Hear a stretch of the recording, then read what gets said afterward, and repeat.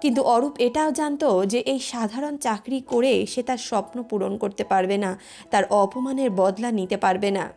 এমনই একদিন অরূপ দেখল তার বন্ধু যার সঙ্গে সে রুম শেয়ার করে থাকতো সে ট্রেডিং করছে। অরূপের বন্ধু রতন যখন ট্রেডিং করছিল তখন হঠাৎ করে অরূপ এই দৃশ্য দেখল। সে বলতে লাগলো, এটা তুই কি করছিস? রতন হেসে বলল, আমি শেয়ার মার্কেটে ট্রেডিং করছি, আজ একটা স্টকে টাকা দিয়েছি, দেখি কতটা লাভ করতে পারি। Share market? অরূপ প্রথমবার এই নামটা শুনেছিল। তার মধ্যে একটা কৌতূহল জন্মালো।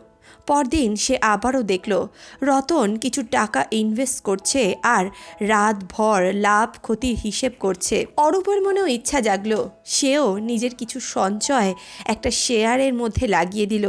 কিন্তু দু একদিনের মধ্যেই সে সব হারিয়ে ফেলল।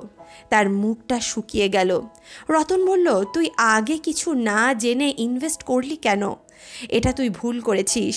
শেয়ার মার্কেট হলো একটা সাগরের মতো, তাতে নামার আগে সাঁতার শেখা দরকার। এই কথাটা অরূপের মনে গেঁথে গেল। সে ঠিক করলো এবার সে শেয়ার মার্কেট সম্বন্ধে সমস্ত কিছু শিখবে। অরূপ দিনে টায়ার কারখানায় কঠোর পরিশ্রম করত আর রাতে শেয়ার মার্কেট নিয়ে পড়াশোনা করত।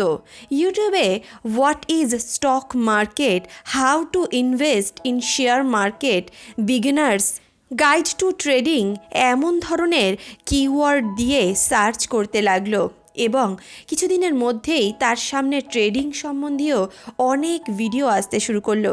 সেগুলো থেকে সে শেয়ার মার্কেট সম্বন্ধে অনেক কিছু জানতে পারলো।